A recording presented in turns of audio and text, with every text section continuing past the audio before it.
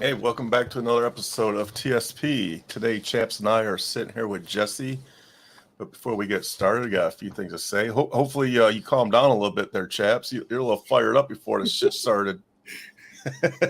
Fired up, dude. You get me fired up, man. Every day, Fleek, every day. Hey, before we get started, I want to thank our Patreon members. If you're not a Patreon member and you'd like to help us out, go ahead and hit the link down below.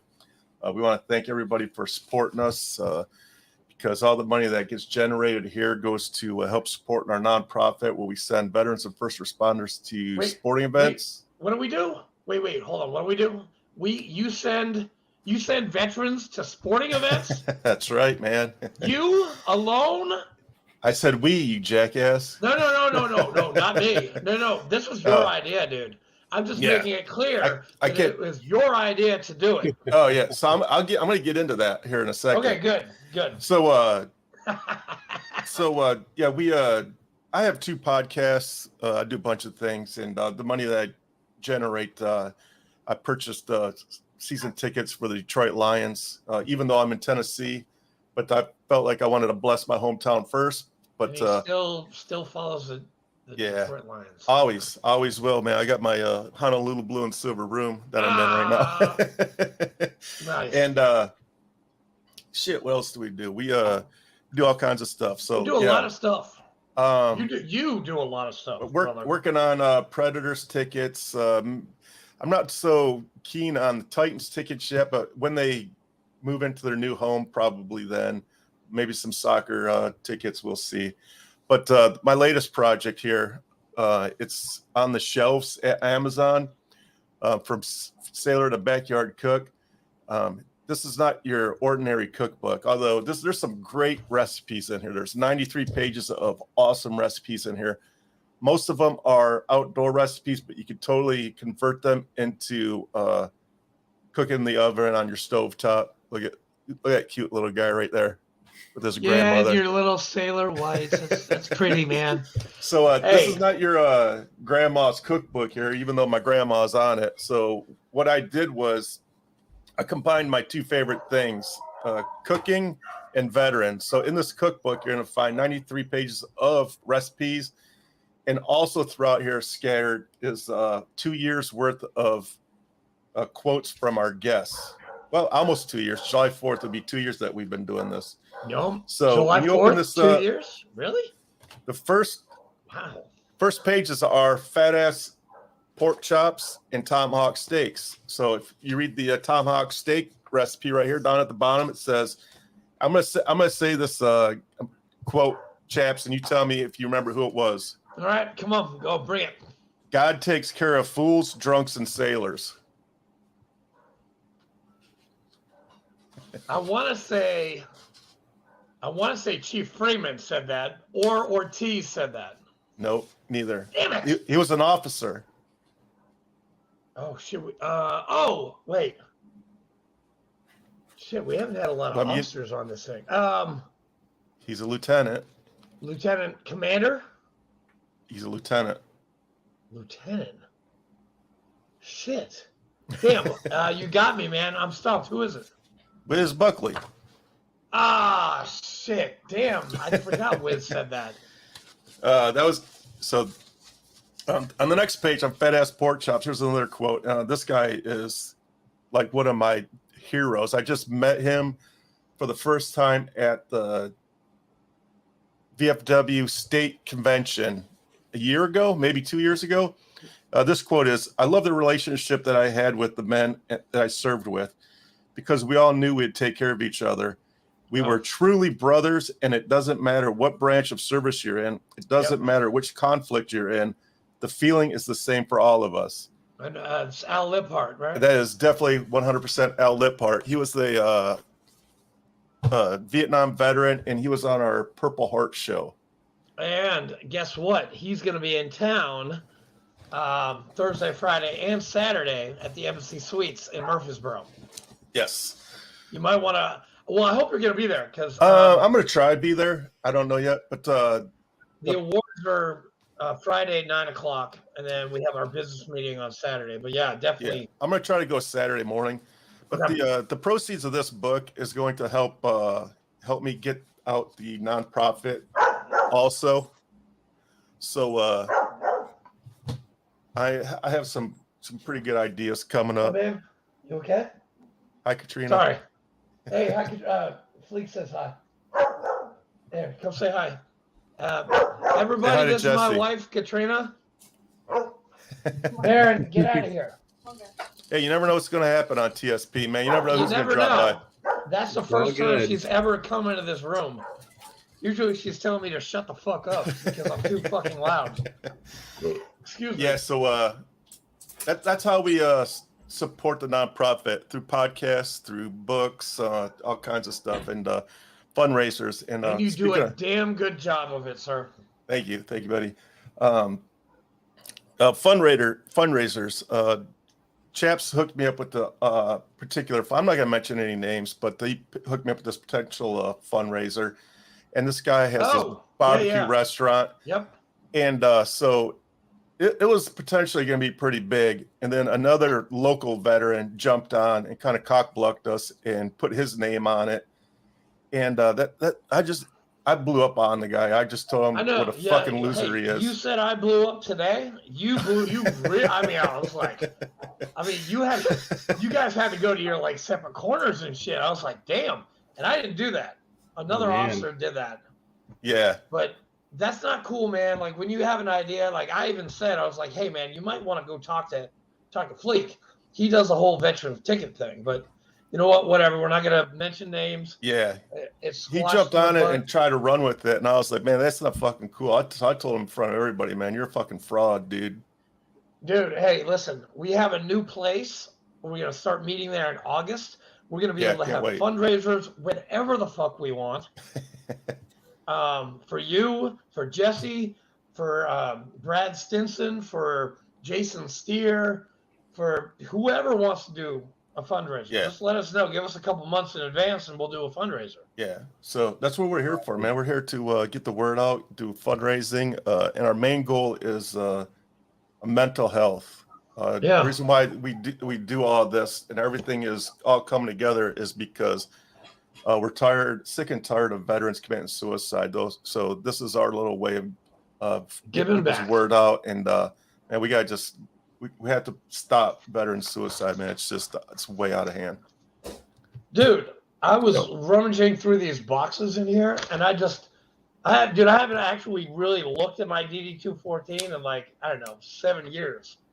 And I don't know. I'm pretty proud of this damn thing. Hell yeah. I know, Jesse, they probably changed the look of the DD-214 a little bit, right? Not much, really, no. Really? Still got the box 10 and box like 12 and all that kind of stuff. Is that yours? This is my grandfather's from World War II. Did you get him into the Purple Heart Hall of Fame? Not yet. That's why I got it out. I'm going to do it this weekend. It's easy, man. Real easy. Hopefully you can submit a picture to him of him. Have some. And dude, I'm going to go up there. I'll be up there in September. Hopefully you got it, and so he can be up there and I can see his picture. Hell yeah, maybe it can be next to mine. Hey, September 9th, man, we have a big I know. event to we got to go to Hero Stock with Jason, man. I need more info, man. Like, where are we going to crash at? I don't know. I don't know. Is there hotels nearby? I'll figure it out because I got choice hotel points. And I think I can get us there. We can stay for free with all the points I got. My fat ass ain't sleeping in no damn tent. Dude, I'm not sleeping next to you because I snore like hell. My wife, she leaves the bed every single night because I snore so bad. They only got one bedrooms. I mean, you guys are gonna have to deal with it. Yeah, hell with that. And she's got stuff on the guest bedroom. She's got to go sleep on the couch like every night. I feel bad for her, but I get a good night's sleep, sort of. Hey, that's all that matters, right? That's all that matters. That's right. No real announcements. State convention this weekend, so we got state convention. Al Lippart will be there. Brian Walker, the assistant adjutant general. Bobby Laverne, the president of the VFW Southern Conference, will be there, and I think Dan West, the actual adjutant general of the VFW, will be there. Nice. Marine, good dude. This is the only Marine that I know to date that has a surface warfare officer pin. A Marine has a SWO pin. Like, he actually took the class while he was deployed, and he got it. Like, I don't know any other Marine that has that. That's I mean, impressive. is that? I mean, that's not heard of, right? I mean, us Yeah. Marines, we don't get that. Right. But he No, did. I didn't. 10 years, I never saw that. Speaking of the 10 years, Jesse, welcome to the show. Who are you? Please introduce yourself and start talking about yourself, because we want to hear it. So I'm Jesse. I was born and raised in Arizona, a little bit all around Arizona. Enlisted out of Peoria. I wasn't really, going to do anything after high school. I talked to my dad about joining the military. Originally went to talk to an Army recruiter. We went to the mall on a Saturday to talk to all of them. Knocked on the door. Army recruiter looked up at me, looked back down. Air Force wasn't in. Navy wasn't in. And we went and talked to the Marine Corps recruiters. And they were just leaving one of their pool eve functions.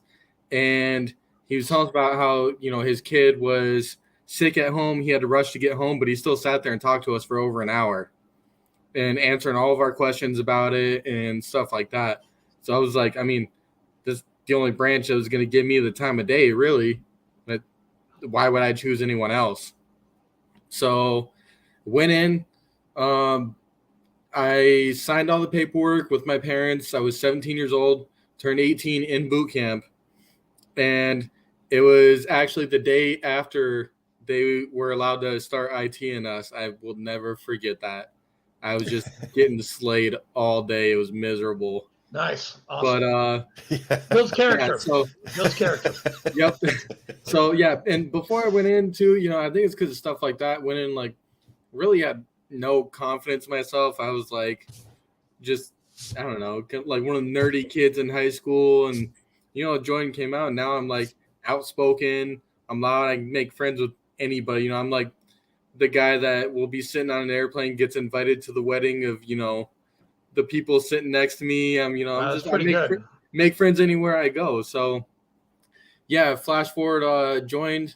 Originally wanted to be a combat engineer. Ended up getting I was a 1341 heavy equipment mechanic. Nice. So got out, got my orders. We were in MOS school. I asked for overseas, wanting Japan, and ended up getting Hawaii. Got super lucky with that. Jesus. Yeah. Nice wish list, man. I got Camp Lejeune. I said Japan, Hawaii, and then Camp Lejeune, and I fucking got Camp Lejeune. They're like, Jesus. Oh, well, you wanted Camp Lejeune. Yeah, thank you, General. But no, so get out there. We, did a little bit. At one point, I put in a package to go to boat school to learn how to repair boats for MARSOC and Recon. Yeah, buddy. Yeah. That ended up filling up before my package got pushed through, which I was upset about. But ended up getting pushed through for school for repairing starters, alternators, fuel pumps. So I finished that school, and I was, coming up on orders. I had re-enlisted. I had put in my package before I went to that school because I was like, if I get out at it, I didn't know what I wanted to do yet. Wasn't ready to get out. So I was like, I'll do another one. Ended out, I was with SEAL B3 out in Hawaii. Ended up going to 3rd Maintenance Battalion in Okinawa. I was on Camp Kinzer. Wow. Get out there, and I was in a shop. It was rebuilding starters, alternators, and fuel pumps. And for a short while, I was a corporal. It was just me. Ended up finding out shortly before I left that I was basically sitting in the seat and doing the job of it was a Master Sergeant Vic. So I was a little bit surprised by that. It wasn't really that hard of work, but, I had some great Marines. I let them, we came up with a process for how our equipment comes into the shop, how it all gets done, tested, inspected, repaired, and gets sent out. I let it be a collective group decision because I never liked the whole mentality of just because I'm a higher rank, I know better than you guys do. So I had some great Marines and ended up getting offered the opportunity to go out to Australia for 6 months. And I I was debating, you know, like, is the section going to be all right? And I was like, you know what? Yeah, these Marines are badasses. Like, they're good. I'll be able to come back and it'll be completely fine just the way I left it, if not better. So went out to Australia. I was on a Marine Rotational Force Darwin. That was 2018. Ended up finding out there that I was selected for sergeant. I had a great time out there. Ended up finally getting selected for sergeant. This was I've been for about 6.5 years at this point, just fighting nonstop. For about 3 months, my MOS was the highest score in the Marine Corps to get promoted to sergeant. So I mean, first class PFT, CFT, pros and cons, all that. It was for a while. We were higher than infantry scores, which I was pretty surprised about. I mean, infantry scores are like unreal. They were always insane. Yes. And I could never make sergeant because it was like 200 or 300 points higher than what I had. I'm like, the only way I could get it if I re-enlisted, and I didn't want to re-enlist after 3 deployments. I was like, fuck that. Yeah. See you later. Yeah. And so it was actually, I ended up getting it. It was October of 2018. And for almost a whole year after that, my MOS score was closed out for sergeant. So, dude, it would have been forever. So I got super lucky, got it when I did. And then ended up finding out that I told my master sergeant, I was like, look, the only thing that's going to keep me in is either instructor at the schoolhouse or I&I duty. And because I'd heard nothing but great things about I&I duty. And literally a couple days later, he comes to me and he's like, you need to get in my office, like, as soon as you get here this morning. I need you in my office at like 7 a.m. And I was like, fuck, man, like, what'd I do? Like, sitting there thinking, I was like, I mean, I was transitioning from the hot-headed corporal that was, on everyone's ass about stuff to like, more of like almost like a platoon sergeant role, kind of taking care of everyone. But I was like, man, what'd I do? Who'd I piss off? And he's like, look, I got 2 options for you for I&I duty. One's in West Virginia and one's in Michigan. And I was like, I don't know what the hell is in West Virginia. My grandpa lives in Wyandotte out here in Michigan. And come to find out, my duty station, I was about 40 minutes from his house. So I was like, I mean, that's a no-brainer right there. I didn't really, growing up in Arizona, I didn't get to see my grandpa a lot. So I was like, I mean, really, it's a no-brainer. So we came out here, and so when was it? We came out here New Year's Eve of 2019 and got into our house February of 2020. And obviously, all the COVID stuff hit. Super excited to get out and start exploring Michigan. And then the whole state shut down. No one was allowed to do anything. A big part of what we do on I&I duty is we do funeral details. And so we went from during all of COVID, at one point we were only allowed to have groups of gatherings of 5 or more. And that included whatever clergy member and whatever funeral honors. So that was 3 right there, because it goes usually 2 of us on funeral honors. So that's 3 right there. And then you're going to have a family pick 2 people that can go to the funeral. So a lot of funerals were put on hold. They were cremations, And then as soon as the stay-at-home order was lifted, we got slammed. We were hitting it hot and heavy for quite a few months after that, about a year after that. But yeah, we started out there. It wasn't bad. I had to get used to not having my Marines around me all the time. And, you'd have them for your 1 week in a month, and you'd be kind of responsible for making sure they got stuff done in between. But yeah, it was a big transition for me going from such a big platoon in Okinawa to not having Marines around all the time. But wasn't too terrible. For the funerals, I was doing sometimes 10, 15 a month, sometimes only 4 or 5 a month. Damn. It kind of depended. And we had some crazy ones. I had one where we had my first time seeing the Patriot Riders, guys. They come up on their motorcycles. They come up. It was cool. It was so the guy, he was in a motorcycle club, So his motorcycle club showed up, and the Patriot Riders showed up as well. I mean, there was over 150 bikes at this funeral. Like it was awesome seeing stuff like that. There's another one my buddy and I did was the family had it at the bar that the daughter worked at. And I was like sitting there thinking, me and my buddy were talking about on the way back. We're like, I don't think that family realized what they did, like sending this Marine off like that. I mean, Marine Corps was founded in a bar.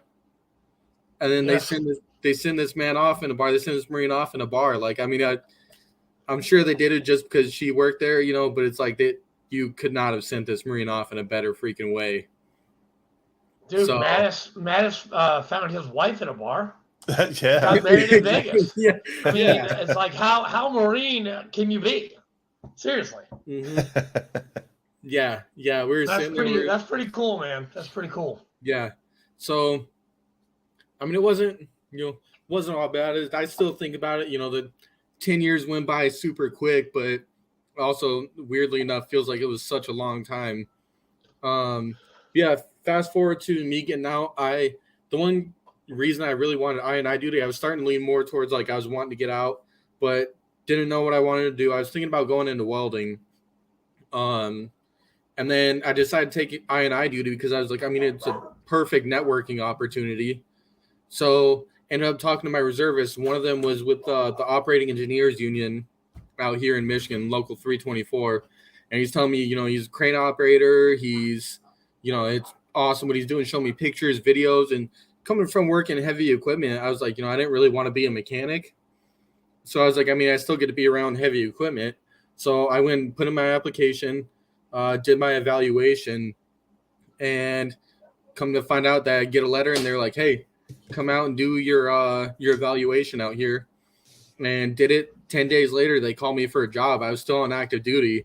Everyone's telling me, they're like, it's going to be like 6 to 8 months before you get a call back about a job.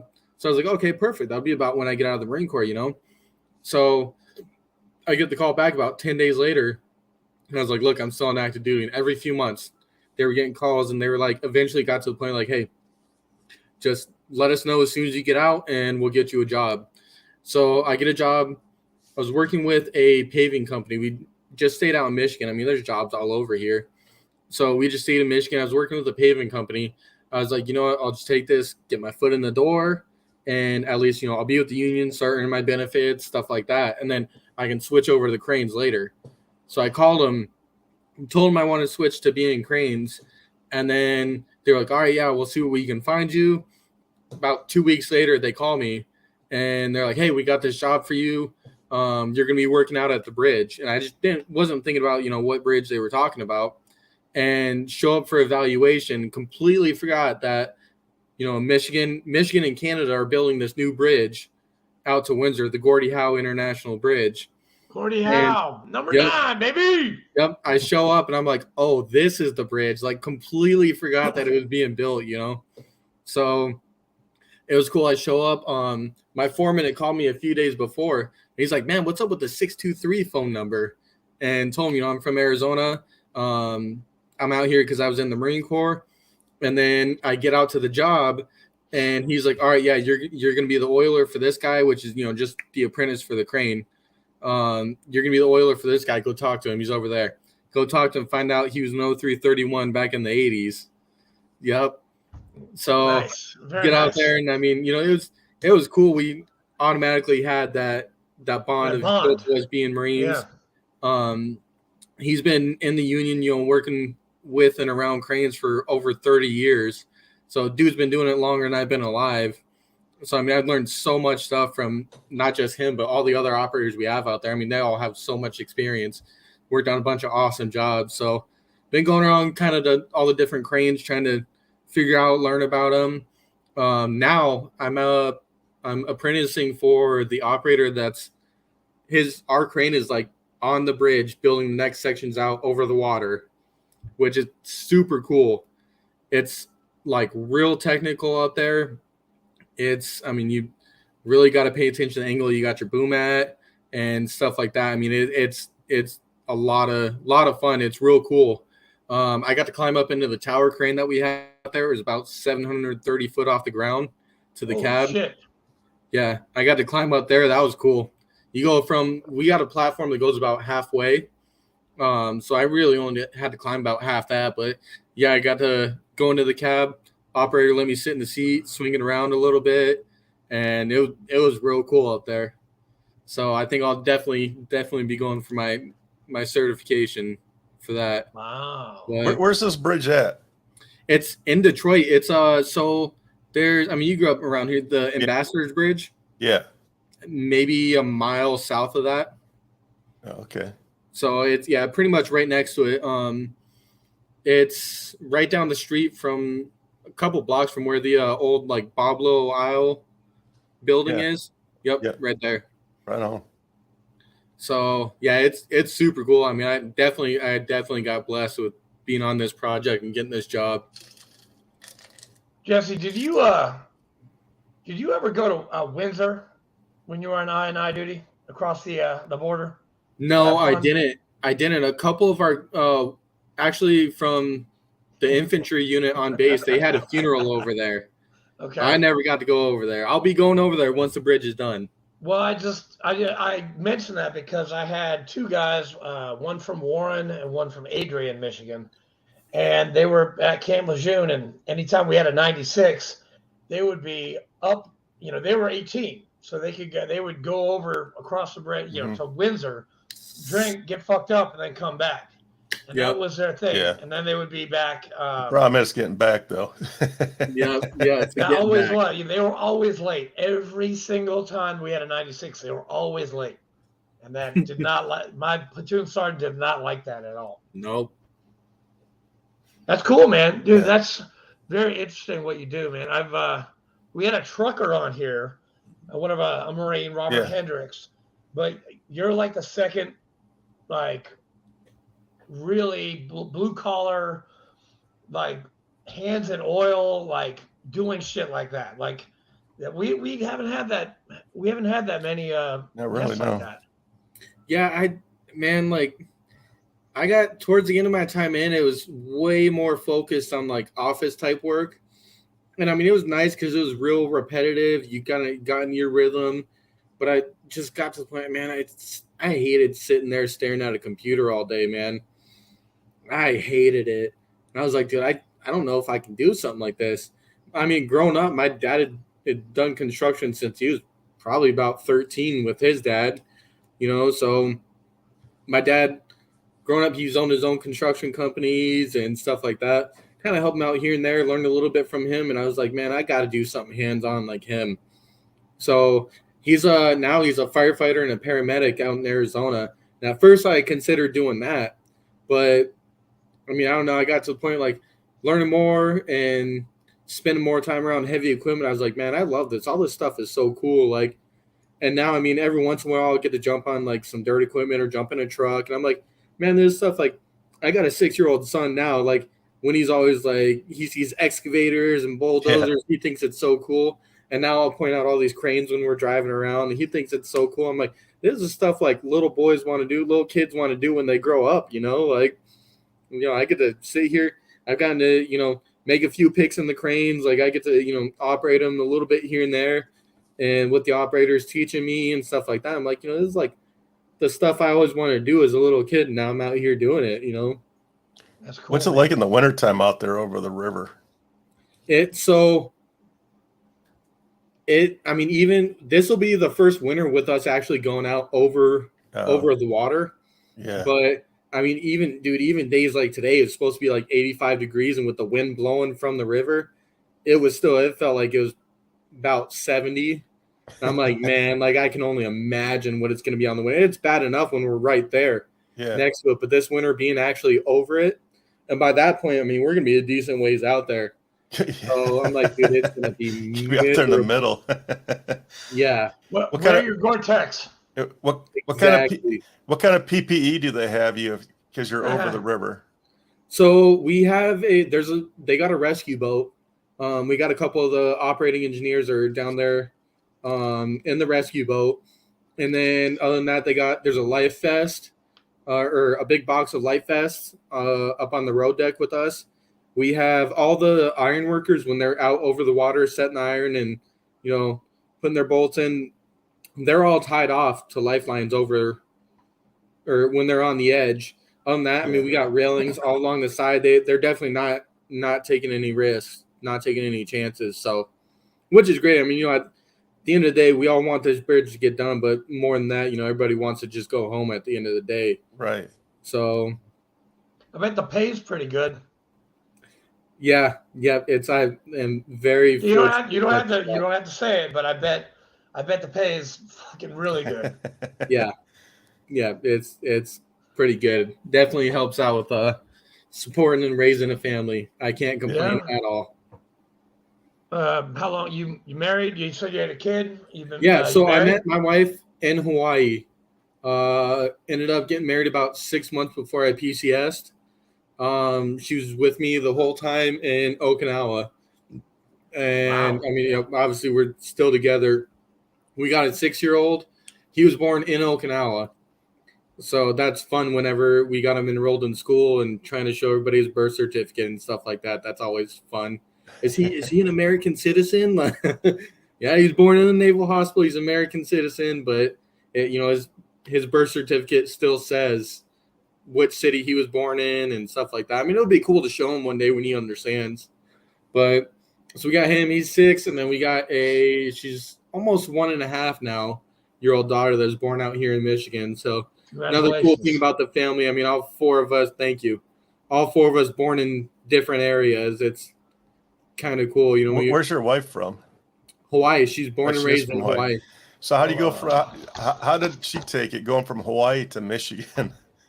It was obviously a lot easier for her getting out to Okinawa, and then coming out here, she likes it just during the winter time when she's not getting any sun and stuff like that. But her family still lives out there. Her sister, she's about to be moving back to Hawaii, so I try and make sure I let her go and visit whenever she can or wants to. She's a photographer full time, so I mean her schedule is really up to her. So I'm all about her taking the kids and going out to visit, even if I can't go. Going out to visit, getting back home and stuff like that. She's not a Samoan, is she? No, she's Filipina. Oh, Filipina, yeah, right on. Yeah. Hey, so when you were in Australia, what time of year was that when you were in Australia? April to October. Oh, Did you work with those Marines out there? Australian Marines? Oh yeah. We lived in the barracks on base, not with them, but a little bit down the street from them. Dude, I worked with them. I saw them. They were at CAX one time, 29 Palms. Yep. And do they still wear those stupid desert ice cream colored freaking uniforms with the blue and the pink and the yellow? It's crazy. I saw it once and I was like, I don't know what kind of uniform that is, but it was Australian. It was their desert camis, and I don't know, they could have changed them, but they looked really weird when I saw them. Yeah, I don't think so. Probably the weirdest things that I saw was in their little like crocodile hunter shorts. They wore them. We were up in Darwin. It was pretty hot up there. Yeah, they wore that's what we call them, their crocodile hunter shorts. So April to October, that's their winter, right? I think so, yeah, because it's flipped the complete opposite. Yeah, it's completely opposite than us. I was in Australia when I was in the Navy. I was in Perth. Went to Perth. Okay. It's freaking gorgeous there, man. Yeah, it was great. We were up in Darwin in the Northern Territory, and we ended up getting about halfway through. Were able to take leave, and so I went down to Melbourne. My wife, I had let her pretty much the whole time I was in Australia. She went out back to Hawaii and visited family. We met up in Melbourne, spent like 10 days together there, which was nice. I mean, like, not really anybody gets to see their spouse halfway through deployment. So right, yeah. But yeah, I never did. Never did. No. But, yeah, so we were super fortunate. I mean, it wasn't a crazy intensive combat deployment, but I mean, we were still working some kind of long days, especially on the front end. There's like really two different sides of the MRF-D. There's the Murphy, which is what we were on, where like all the field ops and stuff like that are going. And then there's the other side where really all you're doing is like maintaining the equipment, trying to get it fixed before the next rotation comes up. So we got a little bit of time off. We were still getting our weekends off. We still got our liberty. It wasn't, I'll never try and say like I had some crazy combat deployment or anything like that. I mean, it was a 6-month long party pretty much, Hey. just with a little bit of work involved. Dude, hey, listen, man. Yeah, I did my combat, my 2 years, and then I did the 22nd MU. That shit was a party. I mean, Yep. 14 countries, Dubai, Malta. I mean, shit, Israel. Yeah. No, that's cool, man. Did you get an expeditionary medal for all this at all? No, so everybody that came from California did, but us, because we were stationed in Okinawa, we were already getting the overseas medal for, every year that we spent out in Okinawa, we got the medal and then get a star added for every additional year. So because we already rated that award, we didn't get the expeditionary. Is that it's a Navy and Marine Corps overseas medal, right? Yes. I think that qualifies you for the VFW. I was told, because I talked to a couple guys at the VFW, and I was told that because it wasn't the expeditionary, I don't qualify, but was told I could join the Marine Corps League and still participate in VFW functions and stuff. Dude, Marine Corps League's a shit, man. It's awesome. I have been considering it, yeah, because they still do funerals. That's something I still would like to be involved in. No, they do, and they need help. Actually, our Tennessee guys, we definitely need some help because they look like a bag of ass. What town are you in? Right now, I'm in St. Clair Shores. Okay, so there's in Dearborn they have a color guard. I was a member of that for like 10 years before I moved to Tennessee. So yeah, I mean, I have. Thanks. I'll definitely look into that. I mean, I have considered, because I mean, being on some funerals with some of these guys. I mean, it's great that they're out there, but they don't do stuff the way active duty does. I mean, right. Yeah, I mean, the families don't really notice. I think the only family that ever really noticed is I had one funeral where literally everybody in this Marine's family was in the Marine Corps. Like all the males in this Marine's family were in the Marine Corps, except for one guy was in the Army. And so I was like, oh man, now the pressure's really on. Yeah. You don't want to fuck that one up. Jesse, did they give you the Marine Corps Expeditionary Medal? No. Damn. He's trying to recruit you. No, hey, listen, I'm giving him options, okay? Shut up. No, you recruit seriously, everybody. Man. He's a national recruiter for the VFW, so he's going to try to work you. He's going to try to work every angle. Well, it's just, hey, listen, if he got the Marine Corps Expeditionary, then that's good to go. The Armed Service Expeditionary, that gets in. Nope. The Southwest, well, you wouldn't get that because you're way too young for that one. No combat action ribbon, huh? No, not being in Australia, no. You didn't go to did you go to Korea? Nope. Man, damn. You're so close, man. So close. I know. But it's okay. Your service to this country, I mean, you did 10 years of service for the Marine Corps. A lot of people can't say they did that. Me, I can't. I did 4 years and I got out. Like I should have gone in. I should have stayed in. I mean, shit, I'd be a first sergeant or a master sergeant right now. They'd be calling me fucking top far. But no, I'm fine retired. I'm fine with my 100% total permanent unemployable. I'm fine with the VFW and all the other stuff that I do, and taking orders from past Commander Fleek over here. Yeah. I'm fine with it. I'm good. So, hey, I'm looking at Darwin right now. It's right on the Indian Ocean, man. Yeah. I never did the 30 worst. I never did any of those Pacific. Yep. But you went to San Diego, right? You're a Hollywood Marine, right? Yep. Because I know some people that have gone, to Parris Island and then transferred over that way. But you're No shit, Hollywood Marine. Yep. That was, I mean, coming from Arizona, that was the shortest but longest flight of my life, man. I remember it was a 40-minute flight, but it felt like as soon as we took off, we were starting to come down, And then I don't know if you guys have ever flown into the airport in San Diego, but Yes. you look out the plane when you're landing, you can see MCRD right there. So that's when I was like, oh shit, this is real. What battalion were you? At Third boot camp? battalion. Third Herd. All right. Second. Yeah. So yeah, and then I mean, you're the whole time you're in boot camp, man. You're just seeing all these planes taking off while you're miserable, getting IT, getting slayed, and you're just like, oh man, I could be on one of them. And I mean, you hear the stories about recruits running away and stuff like that, but to me, I was like, man, I'll just keep my head down. I'll get out of here faster than these dudes that get in trouble. And hey, that's it. That's it. You just you stay quiet. You just do what they say, and then you get the fuck out. Yep. No, man, I'll never forget this. So my last name is Paulsen. We had this dude. I love this.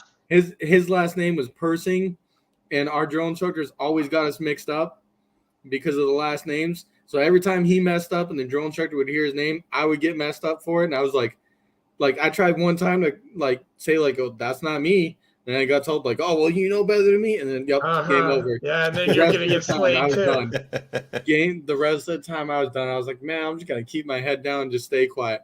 I'll just take it every morning. It'll put me in better shape. Whatever, dude. Hey, I got a question about San Diego. I know when I was when I went to Paris Island, the senior drill instructor at one point, during I think the second month or something like that, he would be really pissed off at us, and then he would cut his belt in front of us. He's like, "Fuck you guys! You guys are fucking worthless. You're not even worth my time." He cuts his drill instructor belt up. He never did that? No. Damn. Shit. 2000. You had the CFT in 2012. Man, they wanted me to do that when I got out in 2008 when the CFT was just coming around. Oh yeah. They're like, "Do you want to do one?" I'm like, no. I have 3 months to go. Fuck that bullshit. I'm not doing a CFT. Absolutely not. I always prefer the CFT over the PFT just because the CFT you get it done so quick. You're done in not even half the time it takes you to run a PFT. You got to run that 3 miles. CFT, you're done. It's more intense, but dude, you're done over so much quicker. You got to do the bear crawl, and you got to do the ammo thing, and the running the zigzag and shit like that. That just seems like horrible. That sounds horrible. Yeah, and they've made the over time they've made the scores that you got to get a little bit tighter, a little bit more restrictive. You got to do a lot better to get the higher scores now. But is it still at a 300? Yeah. Okay. Yeah, they just changed the your lowest limits for what you can get your lowest score possible and stuff. How many pull-ups you do? My last one was at I think 17. 17 was man, I could never plateau over I hit my plateau, and for some reason whatever I did could never get past that. Damn. 3 mile run? Fastest I did, and fastest was 20:45, I think, something like that. But I was a young kid. Nice. Average was 22 and a half. Beat me by 3 minutes. Damn. Nice. You're a squared away fucking jarhead. It's fucking awesome. So, that's awesome. Yeah, it was it was. It wasn't all bad. It's all the typical. Do you miss the Corps at all? I do. That whole saying, I miss the clowns, but not the circus. Absolutely, what it is. Dude, he just repeated Tyler's song. Yeah. Holy shit. That's literally what it is, man. I miss all the people. I'll sit here and think about it, but one reason I am so glad I came into the Union, getting out of the Marine Corps, is because the Union itself is a brotherhood too. So, when you go to our Union meetings, and part of it, they have all the veterans stand up, get recognized and stuff like that. But then, everybody knows everybody. It's such a small, tight-knit community. And especially out here in Detroit, they were really the forefront of the labor movement back in the day. It's real union strong out here. So the union itself is like such a brotherhood too. People helping each other out. Everyone knows each other. That's how you really start getting more jobs and stuff like that. I'm so glad I joined the union because of how much of a brotherhood it is. I think if it weren't for that, I'd be struggling a little bit after 10 years in the Corps getting out. I'm definitely so glad I joined it. Damn. Well, it just looks like and sounds like you're doing fantastic, man. Thank you. Yep. And you're blessed, good family, a couple kids, great job, live in Michigan, which I guess Fleek says it's really good to live in Michigan. I've been to Michigan once, and then I went to a brothel in Toledo, Ohio, about an hour away. A brothel in Toledo, Ohio. Yeah, it was a house of ill repute. What the it was hell? a strip club. It was a strip club. Sorry, I was trying to say Typical grunts. Dude, Yeah. Dude, we flew into Michigan, and my boy from boot camp, he's like, dude, we got to go to Ohio. And we went to, I can't even remember it. It's Toledo, an hour away. Went to some Rosie something's like strip club. It was very interesting to see that. I know what question I got to ask you. Are there any strip clubs right outside the gate of San Diego, or Pendleton, or Hawaii, or whatever, wherever you were? Because there's because you got Platinum or Driftwood at Camp Lejeune right outside of the gate. Do you guys have that same equivalent strip club outside of your gates over in the West? So in Hawaii, no, they were more downtown. I can't believe we're having this conversation. In Honolulu and Waikiki, they were down there. Okinawa, you had what are they called? The Soapies down there. Soapies. I won't name names. My Marines told me that they were right outside base, but I was out there married. I never went to one of them, but. Sure you did. Yeah. Sure you did. Yeah, right. Whatever. Sure you did. My wife is sitting. And he's looking. He's looking. He's looking. Is she listening? She's laughing at me right now, but no. Hey, I need you to do me a favor. Yeah. I need you to go to Toledo, Ohio, and go to Tony Paco's. Tony Paco's. Tony Paco's. It's a famous restaurant. It was featured on the TV show MASH back in the day. Oh. They sent MASH.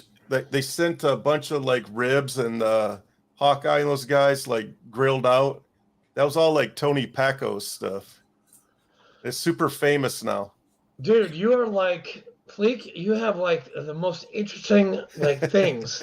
Seriously, out of right field. Damn. I just say that on Google for places I want to go. So yeah, definitely. It's not that far. Well, hey, Fleek, we got to get up there. We got to meet up with Jesse. We got to meet up with Gunny. Jesse, we have to introduce you to Gunny, Primal Outfitters Inc. He'll take you out fishing. Salmon fishing, man. On Lake Michigan. That's awesome. Free of charge for veterans. Yeah, he's a great dude. That'd be great. Last year, I got into waterfowl hunting. This is my first year waterfowl hunting. I had an absolute blast doing it.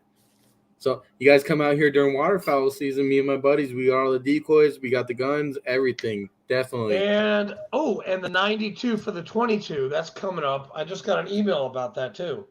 One of our other guests, I think last week, Brad Stinson, he is a realtor. Is it mortgage or is it realtor, Flake? He's a mortgage guy, right? I think it's mortgage, yeah, because he used to work for Andrew. Right. Paul, right? Yeah. So he's a mortgage guy, Brad Stinson. He's the mortgage Marine. That's right. And he's out there. And 92 for the 22. Look it up. I think there's something coming up in July or August. But it's a ruck, and it's in Michigan, and it's supposed to be awesome. Okay, yeah, I'm looking that up too, yeah. Michigan's great in the summertime, the spring, Yeah, summer, man, fall, you guys got- winter It's time. beautiful, yeah. Dude, you guys got so much fucking cool shit in Michigan. You had, Gordie Howe, the fucking Steve I Eisenman. know Steve. Oh my God, that guy, dude. His hair coming out of his helmet. It was like He had hockey hair. The Yeah. hockey hair. I didn't have that. I couldn't grow my hair that long. But Yeah, that well, look guy- at you. Hey, listen. Hey, if I show you pictures, I could comb over my hair when I was in high school. I mean, it was beautiful. And then I joined the Marine Corps, and I got stressed out, and people yelling at me all the time. And I mean, dude, Jesse, I did this pricky 7 thing Oh once. God, Oh my God. yep. Yeah, I got severely beaten up for that one. I mean, What the hell is that? Well, okay. I told a little E3, I was like, hey, go tell Gunny that you need a prick E7, like stat. And so he goes, and prick E7, E7 is a gunnery Yeah. sergeant. Yeah. And so, dude, and the E3, he was like, yeah, Corporal Farr told me to do that. And fucking Gunny came over and he slayed me. Gunny Scroggins, Scrog Dog. He You slayed the deserved it. shit out of me. I did. Dude, I like to fuck with boots. I'm sorry. Hey, Jess, have you ever had the silver bullet? Oh, God. No. Uh-oh. No, Uh-oh. absolutely not. No. Neither have I. I've never had a silver bullet. We need to get somebody on the show that's had a silver bullet, man. We do. We do. Oh Hey. man, Jesse, do you watch Vet TV at all? I do. Yeah, I need to resubscribe. I got kind of caught up on everything, and they weren't really coming out with anything new for a while, so I stopped subscribing to it. But I need to go back and resubscribe. Dude, Devil Docs, hilarious. Meanwhile, that the was- barracks, fucking that shit's Devil Donnie Dogs O'Malley- is probably one of my favorite ones on there. That was great. Donnie's a good friend. I used to I used to work for Reverend Warriors, and Donnie founded Vet TV and Reverend Warriors, which, by the way, they just had the Detroit hike. I Yeah, think like a month ago. a couple weeks How ago, did I like miss maybe 2 that? weeks ago. Hey, listen, get involved with those guys. Reverend Warriors is awesome. And they hike and they drink, and they hike and they drink. It's awesome. That's And- awesome. You're wearing your silkies, Got which it. I'm wearing right now. Why are you wearing a Blockbuster shirt with silkies? Because it's a day. It's a dude. It's a blockbuster night tonight, You are a motard, man. dude. They called me a motard pretty much every single day in the Marine Corps. I was one of them. I inspired people, and now I have a hard time doing it. I have to make myself be motivationally retarded. I tried really hard. It's hard to. Jesse, the beard is looking fantastic. Thank you. I just got cut up on Monday. I want my beard to be as big as yours, but I don't know. Yeah, I've been needing to. I need to go get a haircut. At first I was like, I want to grow my hair out. Like I want to get it long when I got out of the Marine Corps. But still, after medium fades for 10 years, as soon as it starts tickling the back of my ears, I get annoyed with it. Let me see it. Take the hat off. Let's see it. Oh, look at that. Yeah. He's got the Gibbs haircut. So yeah, I still get my medium fades, but I get the beard trimmed up. It's been a while. I've been working a lot lately, so as soon as I get a day off, I had a haircut appointment scheduled last Saturday. I was so excited. I was like, been touching my ears. It's been bugging me, and I got called into work, and I was like, whatever. It's overtime day. I'll cancel the hair appointment. But do you have any words of wisdom for our viewers? Like what did you get from the military in the Marine Corps, and how is it translated into your life now? Like, what did you take from the Corps, esprit de corps, honor, courage, commitment, all that stuff? Honestly, just the main thing is the family aspect of it was probably the biggest thing, man. I had one buddy, we all we lost contact with him. He went a little bit off the grid. I hadn't really heard from him. Tried hitting him up. Unfortunately, found out. We lost him to suicide. Sorry. My brother Eric Kells. I miss this man every day. It's one of those things like you always think about. What if I would have tried harder? What if I would have hit him up more? What if I would have went? Because the Marine Corps teaches you like if you don't like just message the Garcia. Like you get given your mission, you're gonna accomplish it no matter what. So like, it's always you're gonna have that thought like, what if I would have tried harder? What if I would have tried reaching out to someone else to get in contact with him? So it's the family aspect of it. Just check on everyone. Check. Don't if you feel like you're alone, you're not, man. There's people out there. Doesn't matter what branch they were in. We all get out of the military at some point or another, and we feel that loneliness. Like when I first started with my first civilian job, I was like, man, no one's gonna fucking understand. And then end up meeting a Marine on my like second day, and we just instantly bonded. We still talk every single day. So the biggest thing is the family, and then there's those things that you had to do. The proper greeting of the day. That's something I found. I still do that to this day. I will always do that. I'll walk in, the break trailer in the morning. I'll say good morning to everybody. Good morning, sir. Yeah. Good morning, ma'am. It is weird, but yeah, the biggest thing, man, just the family aspect of it. Just don't. If you feel like you're annoying someone with how much you're messaging them, talking to them, so fucking what? Annoy them. It's better than finding out that you lost them. Exactly. Yeah. That's good advice, man. Thank you. Our viewers they'll appreciate that more than you know. Mm-hmm.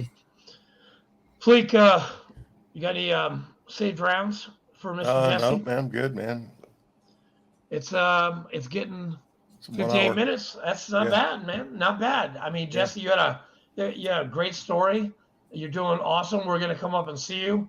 Fleek, when are we going up to Michigan? Like you're in charge, man. Are we driving or flying?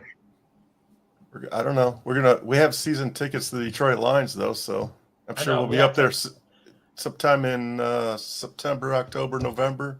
Dude, I'll just pay you money. Just seriously, I will pay you money to go to a Lions game. Like I don't know what it's like. Pretty awesome. I would like to see the Lions play because are they good? Are they bad? I don't know. You're the guru on the Lions. They're mediocre, but if they you have guys potential. come out during that time too, that's waterfowl season. If you guys want to come out hunting for a day, we can definitely do that. Oh man, I haven't been duck hunting in it's been a long time.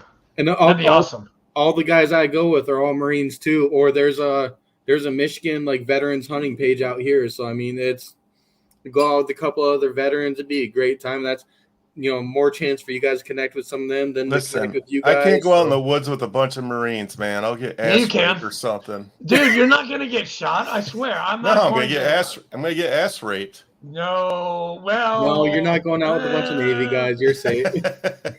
Well, if we give you a silver bullet, we didn't really ass rape you. Yeah.